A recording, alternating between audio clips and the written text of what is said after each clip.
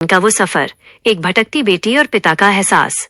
Train के इसी compartment में मेरे सामने की सीट पर बैठी लड़की ने मुझे पूछा, तारांकन हेलो, क्या आपके पास इस मोबाइल की सिम निकालने की पिन है? उसने अपने बैग से एक नया फोन निकाला था। नया सिम कार्ड खोलने के लिए पिन की जरूरत पड़ती है, जो उसके पास नहीं थी। मैंने हाँ में गर्दन हिलाई और अपने क्रॉस बैग से पिन निकालकर लड़की को दे दी। लड़की ने थैंक्स कहते हुए पिन ले ली और सिम डालकर फिर मुझे वापस कर दी। थोड़ी देर बाद वो फिर से इधर उधर ताकने लगी। उससे रहा नहीं गया। मैंने पूछ लिया, कोई परेशानी? वो बोली, सिम स्टार्ट नहीं हो रही है। मैंने मोबाइल मांगा, उसने दिया। मैंने उसे कहा कि सिम अभी एक्टिवेट नहीं हुई है, थोड़ी देर में हो जाएगी। एक्टिव होने के बाद आईडी वेरिफिकेशन होगा, इसके बाद आप इस्तेमाल कर सकेंगी। लड़की ने पूछा, आईडी वेरिफिकेशन क्यों? मैंने कहा, तारांकन, आजकल सिम वेरिफिकेशन के बाद एक्टिव होती है। जिस नाम से ये सिम उठाई गई है उसका ब्यौरा पूछा जाएगा, बता देना। लड़की बुदबुदाई। ओह, मैंने दिलासा देते हुए कहा कि इसमें परेशानी की कोई बात नहीं। वो अपने एक हाथ से दूसरा हाथ दबाती रही, मानो किसी बड़ी परेशानी में हो। मैंने फिर विनम्रता से कहा, आपको कहीं कॉल करना हो तो मेरा मोबाइल इस्तेमाल कर लीजिए। लड़की ने कहा, तारांकन, ये फिलहाल नहीं, थैंक्स। लेकिन यह सिम किस नाम से खरीदी गई है मुझे नहीं पता। मैंने कहा, एक बार एक्टिव होने दीजिए, जिसने आपको सिम दी है उसी के नाम की होगी। उसने कहा, ओके, कोशिश करते हैं। मैंने पूछा, आपका स्टेशन कहाँ है? लड़की ने कहा, दिल्ली। और आप? मैंने कहा, तारांकन, दिल्ली ही जा रहा हूँ, एक दिन का काम है। आप दिल्ली में रहती हैं क्या? लड़की बोली, नहीं नहीं, दिल्ली में मेरा कोई काम नहीं, ना ही मेरा घर है वहाँ। तो मैंने उत्सुकतावश पूछा। वो बोली, दरअसल ये दूसरी ट्रेन है जिसमें आज मैं हूँ और दिल्ली से तीसरी गाड़ी पकड़नी है, फिर हमेशा के लिए आजाद। आजाद? लेकिन किस तरह की कैद से? मुझे फिर जिज्ञासा हुई कि किस कैद में थी ये कमजोर लड़की।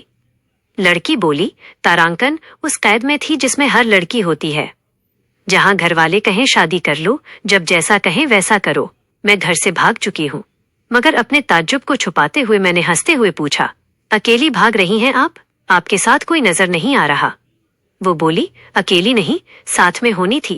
दिल्ली से एक और ट्रेन पकड़ूंगी, फिर अगले स्टेशन पर वो जब मिलेंगे और उसके बाद हम किसी को नहीं मिलेंगे। बात सुनकर वो मुझसे बात करने में रुचि लेने लगी। मैंने कहा, कब, कैसे, कहाँ? वो बोली, तारांकन, मैं आपको क्यों बताऊं? मेरे घर में कोई भी हो सकता है, मेरे पापा, माँ, भाई, बहन। या हो सकता है भाई ना हो, सिर्फ बहनें हो, या ये भी हो सकता है कि बहनें ना हो और दो चार गुस्सा करने वाले बड़े भाई हो। मैंने कहा, मतलब मैं आपका नाम भी नहीं पूछ सकता? वो बोली, कुछ भी नाम हो सकता है मेरा, टीना, मीना, रीना, कुछ भी। बहुत बातूनी लड़की थी। थोड़ी इधर उधर की बातें करने के बाद उसने मुझे टॉफी दी, जैसे छोटे बच्चे देते हैं क्लास में। बोली, आज मेरा बर्थडे है। मैंने उसकी हथेली से टॉफी उठाते हुए बधाई दी और पूछा, कितने साल की हुई हो? वो बोली, 18। मतलब भागकर शादी करने की कानूनी उम्र हो गई आपकी। वो हंसी। कुछ ही देर में काफी फ्रैंक हो चुके थे हम दोनों, जैसे बहुत पहले से जानते हो एक दूसरे को। मैंने उसे बताया कि मेरी उम्र 35 साल है, यानी 17 साल बड़ा हूँ। उसने चुटकी लेते हुए कहा, लग तो नहीं रहे हो। मैं मुस्कुरा दिया। मैंने उससे पूछा, तारांकन, तुम घर से भाग कर आई हो, तुम्हारे चेहरे पर चिंता के निशान जरा भी नहीं है। इतनी बेफिक्र? अपनी तारीफ सुनकर वो खुश हुई। बोली, तारांकन, मुझे उन जनाब ने, मेरे लवर ने पहले ही समझा दिया था कि जब घर से निकलो तो बिल्कुल बिंदास रहना, घर वालों के बारे में बिल्कुल मत सोचना, अपना मूड खराब मत करना, सिर्फ मेरे और हम दोनों के बारे में ही सोचना। और मैं वही कर रही हूँ। मैंने फिर चुटकी लेते हुए कहा, उसने तुम्हें मुझ जैसे अनजान मुसाफिर से दूर रहने की सलाह नहीं दी? उसने हंसकर जवाब दिया, नहीं, शायद वो भूल गया होगा ये बताना। मैंने उसके प्रेमी की तारीफ करते हुए कहा, तारांकन, वैसे तुम्हारा बॉयफ्रेंड काफी टैलेंटेड है। उसने किस तरह से तुम्हें अकेले घर से रवाना किया, नई सिम और मोबाइल दिया, 3 ट्रेनें बदलवाईं। गजब की प्लानिंग है उसकी। मैंने उसे बताया कि मेरी शादी को 10 साल हुए हैं। एक बेटी है 8 साल की और एक बेटा 1 साल का। ये देखो उनकी तस्वीर। मेरे फोन पर बच्चों की तस्वीर देखकर उसके मुंह से निकल गया, सो क्यूट। मैंने उसे बताया कि ये जब पैदा हुई तब मैं कुवैत में था। एक पेट्रो कंपनी में बहुत अच्छी जॉब थी मेरी, बहुत अच्छी सैलरी थी। फिर कुछ महीनों बाद मैंने वो जॉब छोड़ दी और अपने ही कस्बे में काम करने लगा। लड़की ने पूछा, जवाब क्यों छोड़ी?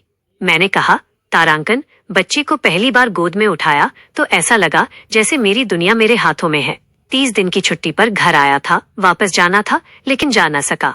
इधर बच्ची का बचपन खर्च होता रहे और उधर मैं पैसा कमाऊं, तब भी ये घाटे का सौदा है। मेरी 2 टके की नौकरी और बचपन उसका लाखों का। उसने पूछा, क्या बीवी बच्चों को साथ नहीं ले जा सकते थे वहां? मैंने कहा, तारांकन काफी टेक्निकल मामलों से गुजरकर एक लंबे समय के बाद रख सकते हैं, उस वक्त ये मुमकिन नहीं था। मुझे दोनों में से एक को चुनना था, आलीशान रहन सहन के साथ नौकरी या परिवार। मैंने परिवार चुना, अपनी बेटी को बड़ा होते देखने के लिए। मैं कुवैत वापस गया था, लेकिन अपना इस्तीफा देकर लौट आया। लड़की ने कहा, वेरी इम्प्रेसिव। मैं मुस्कुराकर खिड़की की तरफ देखने लगा। लड़की ने पूछा, तारांकन, अच्छा, आपने तो लव मैरिज की थी ना? फिर आप भागकर कहाँ गए, कैसे रहे और कैसे गुजारा हुआ? उसके हर सवाल और हर बात में मुझे महसूस हो रहा था कि लड़की के दिमाग में भागने का भूत सवार है। मैंने उसे बताया, तारांकन, मेरी लव मैरिज तो थी, मगर हम भागे नहीं थे। खुशबू, मेरी वाइफ के पिता ने सख्ती से रिजेक्ट कर दिया था हमें। उसने पूछा, रिजेक्ट क्यों किया? मैंने कहा, रिजेक्ट करने का कुछ भी कारण हो सकता है, मेरी जाति, मेरा काम, घर परिवार। लड़की ने सहमति दर्ज कराई और पूछा, फिर आपने क्या किया? मैंने कहा, तारांकन, मैंने कुछ नहीं किया। उसके पिता ने रिजेक्ट कर दिया, वहीं से मैंने अपने बारे में अलग से सोचना शुरू कर दिया था। खुशबू ने मुझे कहा कि भाग चलते हैं, मैं मना करता रहा। मैंने उसे समझाया कि भागने वाले जोड़े में लड़के की इज्जत पर कोई खास फर्क नहीं पड़ता, जबकि लड़की के पूरे कुल की इज्जत लुट जाती है। भागने वाला लड़का उसके दोस्तों में हीरो माना जाता है, लेकिन इसके विपरीत जो लड़की प्रेमी संग भाग रही है वो कुल्टा कहलाती है। मोहल्ले के लड़के उसे चालू कहते हैं। बुराइयों के तमाम शब्द लड़की के लिए इस्तेमाल किए जाते हैं। भागने वाली लड़की आगे चलकर 60 साल की वृद्धा भी हो जाएगी, तब भी जवानी में किए गए उस कांड का कलंक उसके माथे से नहीं मिटता। मैं मानता हूँ कि लड़का लड़की को तोलने का ये दोहरा मापदंड गलत है, लेकिन हमारे समाज में है तो यही। ये नजरिया गलत है, मगर सामाजिक नजरिया यही है। वो अपने नाखून चबाने लगी। उसने पानी की बोतल का ढक्कन खोलकर पानी पिया। मैंने कहा, तारांकन, अगर मैं उस दिन उसे भाग ले जाता तो उसकी माँ तो शायद कई दिनों तक पानी भी न पीती। इसीलिए मेरी हिम्मत न हुई कि ऐसा काम करूं जिससे उसके घर वाले दुखी हों। मैं जिससे प्रेम करूं उसके माँ बाप मेरे माँ बाप के समान ही हैं। मेरी शादी ना हो तो ना हो। कुछ पल के लिए वो सोच में पड़ गई, लेकिन मेरे बारे में और अधिक जानना चाहती थी। उसने पूछा, फिर आपकी शादी कैसे हुई? मैंने बताया कि खुशबू की सगाई कहीं और कर दी गई थी। धीरे धीरे सब कुछ नॉर्मल होने लगा था। खुशबू और उसके मंगेतर की बातें भी होने लगी थी फोन पर, लेकिन जैसे जैसे शादी नजदीक आने लगी उन लोगों की डिमांड बढ़ने लगी। डिमांड मतलब दहेज, लग्जरी कार, सोने के तोहफे, नेकलेस वगैरह वगैरह।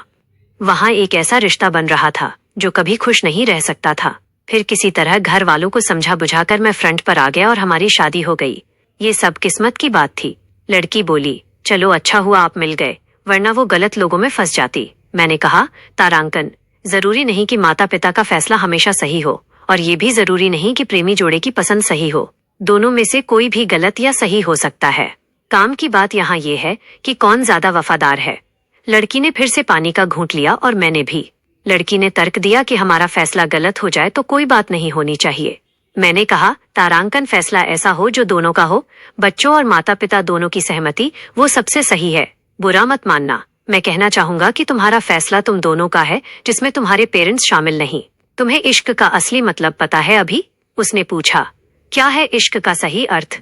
मैंने कहा, तारांकन, तुम इश्क में हो, तुम अपना सब कुछ छोड़कर चली आई, ये सच्चा इश्क है।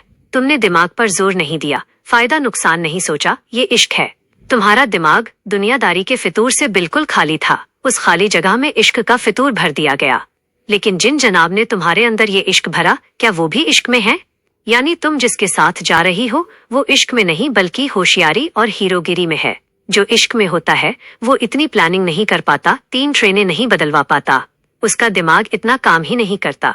कोई कहे मैं आशिक हूँ और वो मास्टरमाइंड शातिर भी हो, ये नामुमकिन है।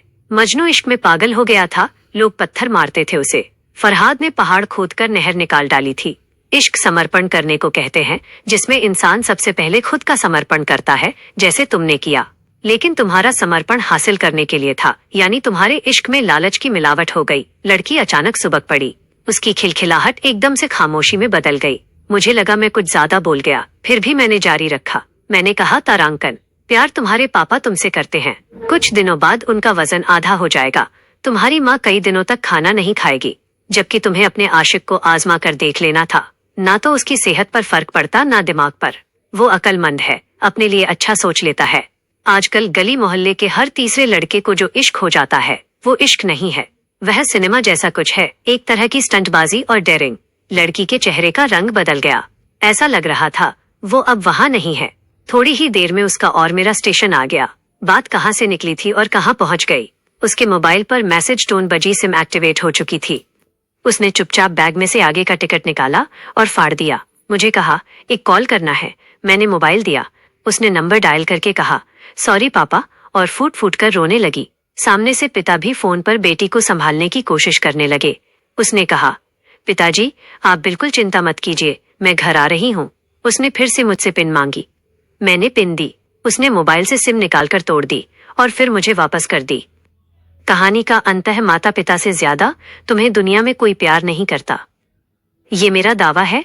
शायद कोई परिवार, कोई बेटी और उनका भविष्य इस कहानी से बच सके। धन्यवाद।